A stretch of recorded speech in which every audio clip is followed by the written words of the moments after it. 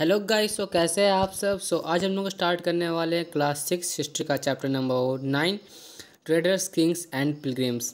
Chapter start करने से पहले मेरी बस आप लोग से एक यही रिक्वेस्ट है कि चैप्टर को आप लोग लास्ट तक देखिए।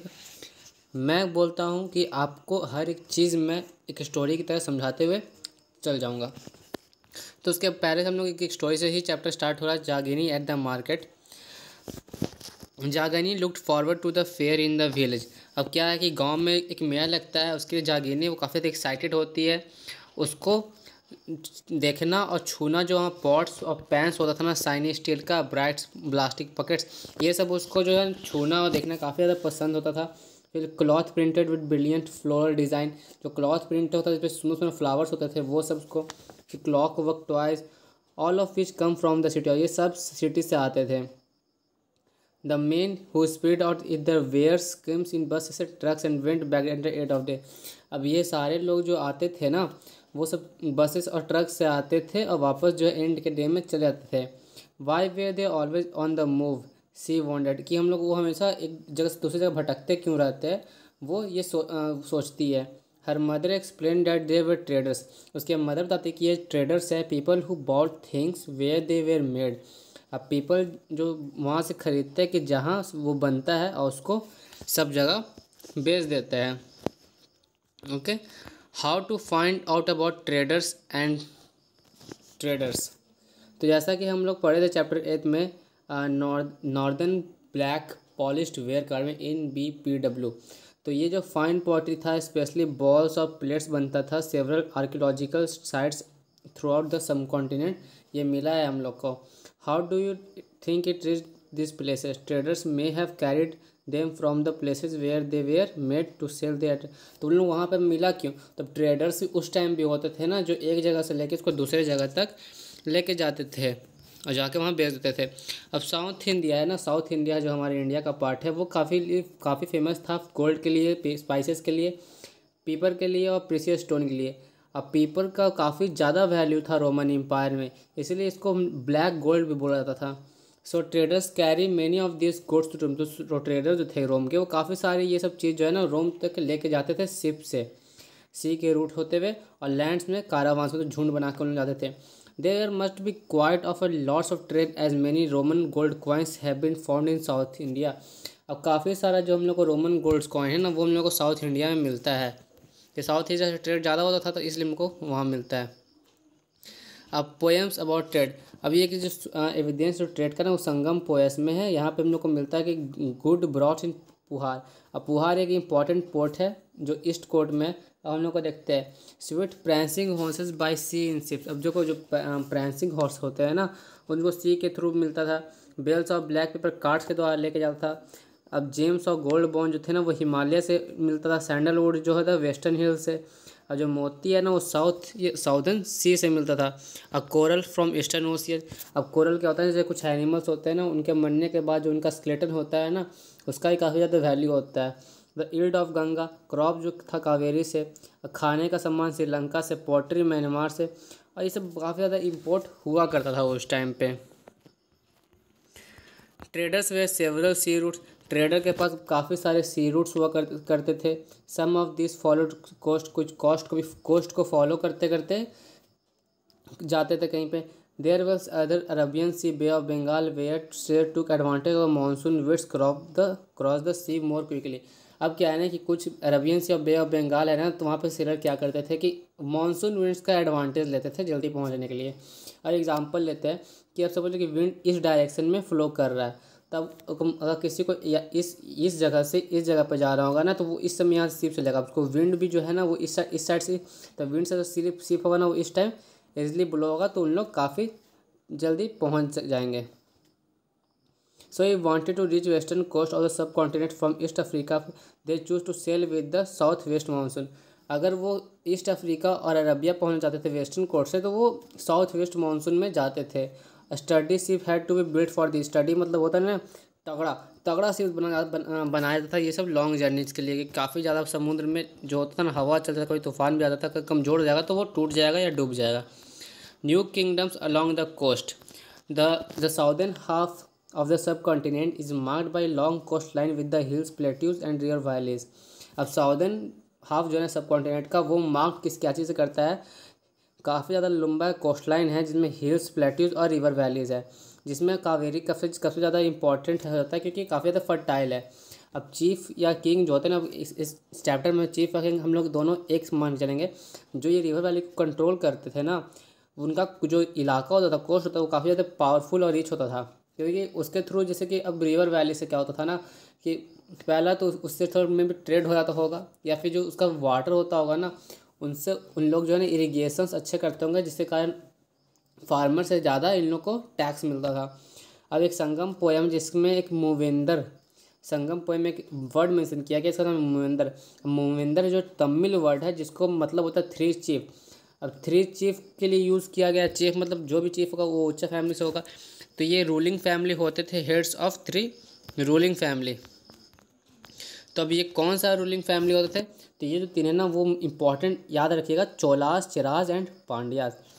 ये काफ़ी आपके लिए VV1 हो जाएगा, तो VVI वेरी वेरी इंपॉर्टेंट। तो चोलास पांड्या जो काफ़ी ज़्यादा पावरफुल बन गया था साउथ इंडिया में आज से 2300 साल पहले। Each of this three chiefs have two centres of power. अब सबके पास टू सेंटर्स ऑफ पावर था, वन इनलैंड और एक कोस्ट पे था, मतलब एक अंदर में और एक कोस्ट पे था। जैसे कि हम एग्जांपल जैसे कि ये इंडिया का समझ लीजिए मैप है, तो एक कोस्ट मतलब हो गया कि समुद्र के किनारे वाला इलाका, और एक इनलैंड मतलब कि समुद्र से थोड़ा दूर हो गए। ओके, अब ऑफ दिस 6 सिटीज़, अब two way very important, 6 cities हो गया। जैसे कि 3 लोग थे तो तीनों के पास दो था, तो 6 हो गया, जिसमें 2 पुहार और कावेरी पट्टिनम काफ़ी ज़्यादा इंपॉर्टेंट था, जो कि पोर्ट था चोलास का। एक मदुरई था काफ़ी ज़्यादा इंपॉर्टेंट कैपिटल, जो था कैपिटल पांड्यास का। The chief did not collect regular tax. उसके जो चीफ थे ना वो रेगुलर टैक्स कलेक्ट नहीं करते थे, जबकि वो डिमांड करते थे और रिसीव करते थे गिफ्ट जो थे वहाँ के लोग से। वो मिलिट्री एक्सपेंडिशन पे जाते थे जहाँ पे वो लड़ाई करते थे, और कलेक्ट करते थे ट्रिब्यूट फ्रॉम नेबरिंग एरियाज। अब जैसे कि ये वाला इलाका का जो किंग है ना, वो जाके ये वाले इलाके को जीत लेता है, तो अब वो है ना इस इलाके से भी है ना जो ट्रिब्यूट होता है ना वो लेगा। Okay, they kept some of wealth, वो कुछ वेल्थ अपने पास रखता था, बाकी जो है ना अपने सपोर्टर्स में बांटता था। आपका सपोर्टर्स कौन था, चाहे उसका मेंबर ऑफ फैमिली, सोल्डर या फिर कोई पोएट्स। अब पोएट्स क्या होता है ना, हम पोएट्स को थोड़ा अच्छे से समझने की कोशिश करते हैं। अब जो पोएट्स होते थे ना वो चीफ के लिए उनके तारीफ में काफ़ी सारे पोएम लिखा करते थे, पोएम कंपोज किया करते थे। इसके लिए उनको रिवार्ड दिया जाता था, जैसे precious stone, gold, horse, elephants, chariots होता है, रथ होता है, और काफ़ी ज़्यादा फाइन क्लॉथ दिया जाता था। आज से 200 साल पहले जो एक बहुत इंपॉर्टेंट डायनेस्टी था, जो जिसको हम लोग जानते हैं सत्यवाहन के नाम से, वो काफ़ी ज़्यादा पावरफुल हो गया था वेस्टर्न इंडिया में। अब वेस्टर्न, अब हम लोग पेज नंबर 105 आप देखिएगा बुक में, तो उसमें आपको ये चीज़ मिलेगा सत्यवाहंस। तो ये काफ़ी इंपॉर्टेंट रूलर था, और इसमें एक सबसे इंपॉर्टेंट रूलर कौन था, गौतमी पुत्र श्री सतकर्णी। ओके, इसके बारे में हमको इसकी स्क्रिप्शन से पता था, और इसका स्क्रिप्शन जो था ना वो उसकी मदर कंपोज की थी, Gautami Balashri. He and other Satavahanas ruler were known as lords of Dakshinapatha. और दक्षिणापथ क्या होता है ना, जो literally the route leading to the south. अब वो रूट जो साउथ की तरफ लीड करता था, which was use as the name for the entire south region. He sent his army to the eastern, western, southern coast. अब हम दक्षिणापथ को ऐसे समझ लेते हैं कि जैसे कि नॉर्थ है, साउथ है, यहाँ से जो रास्ता होगा ना ये दक्षिणापथ होगा, जिसपे इसका कंट्रोल हुआ करता था। The story of silk root. अब सिल्क रूट के बारे में जानते हैं। रिच ग्लॉसी कलर्स, मतलब काफ़ी ज़्यादा रिच ग्लॉसी कलर्स, काफ़ी ज़्यादा अच्छे कलर में, as well its smooth texture का, काफ़ी ज़्यादा स्मूथ कपड़ा होता था। Make with high valuable fabric in most. अब इसके अब जितना इसमें फीचर था ना, जैसे रिच होता था, ग्लॉसी कलर होता था, काफ़ी ज़्यादा स्मूथ होता था, इसका वैल्यू काफ़ी हाई रहता था कपड़ों के सोसाइटीज़ में। Making silk is complicated process. अब सिल्क बनाना काफ़ी कॉम्प्लिकेटेड प्रोसेस था। कैसे, जो सिल्क होता था रॉ सिल्क, उसको एक्सट्रैक्ट किया था। कहाँ से एक्सट्रैक्ट किया था, तो सिल्क वार्म के कुकून्स होते थे ना, वहाँ से इसको एक्सट्रैक्ट किया था, मतलब इसको निकाला जाता था। फिर इसके बाद उसको थ्रेड बनाया जाता था, फिर उसको वूफ क्लॉथ में वूफ कर दिया था। अब जो टेक्निक था ना सिल्क बनाने का, वो सबसे पहले चाइना में इन्वेंट हुआ था, उससे 7000 साल पहले। वाइल द मेथड्स रिमेन, अब वो जो था ना काफ़ी सालों तक इस चीज़ को सीक्रेट बना के रखे। अब सम पीपल थे ना चाइना से काफ़ी सारे अदर लैंड्स पे गए, हॉर्स से कैमल से, और वहाँ सिल्क अपने साथ लेके गए, और जो वो पाथ फॉलो किए ना वो सिल्क रूट हो गया। एग्जाम्पल लेते हैं, जैसे कि ये एक देश है, ये यहाँ पे ऐसे ऐसे चाइना हो गया, ठीक। अब चाइना जो है ना बहुत सारे लैंड्स पे गए ना, तो अभी जो जो रूट फॉलो किए ना उसको हम लोग बोलते हैं सिल्क रूट। ओके।